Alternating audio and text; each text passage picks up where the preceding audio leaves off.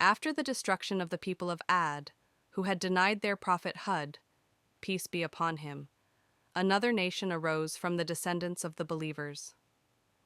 Among them was the tribe of Thamud, who left Yemen and settled in Al-Hijr, in the north of the Arabian Peninsula.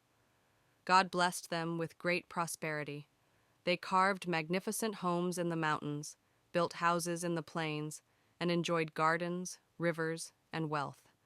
But instead of showing gratitude, they followed Satan, turned to idols, and abandoned the worship of God. So God sent them a prophet from among themselves, Salih, peace be upon him.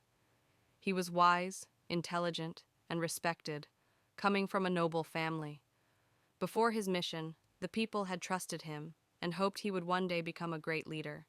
But when he called them to worship God alone and reminded them of his blessings, they turned against him.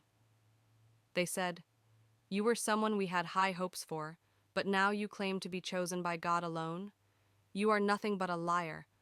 They accused him of being cursed and even drove him away. Salih warned them, "If I am truly upon guidance from my Lord, how can I abandon it to follow you in disobedience? That would only bring loss upon us all." But they mocked him and challenged him to bring a sign of their choosing. They demanded that a great rock split open and a she-camel come out of it. They gave conditions. She must be huge, reddish in color, full of hair, and pregnant with a 10-month-old calf. Salih asked, "If this sign appears, will you believe?"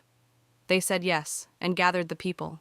The rock shook, split apart, and from it emerged a mighty she-camel, just as they had described.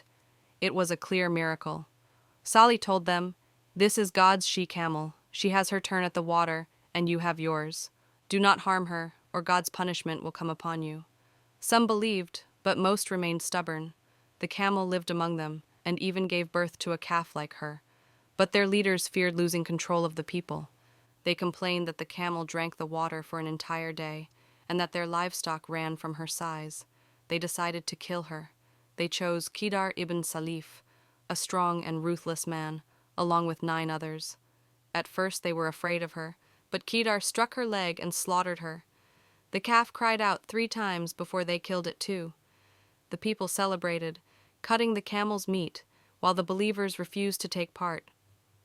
Salih said to them, "Enjoy yourselves in your homes for 3 more days, then God's promise will come to pass." Signs of their fate appeared. On the first day their faces turned yellow, on the second red, and on the third black. They wept in fear, even digging their graves, but it was too late. On the 4th day, a mighty earthquake shook the ground, followed by thunderbolts and a great blast. They fell lifeless in their homes, destroyed completely. Only Salih and those who believed with him were saved. He left Al-Hijr with them, while the ruins of Thamud remained behind as a lesson for all.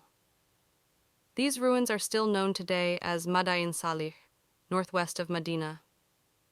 Afterward, Salih migrated to Palestine, settled in the city of Al-Ramla, and there he passed away after a life of patience, wisdom, and calling his people to the truth.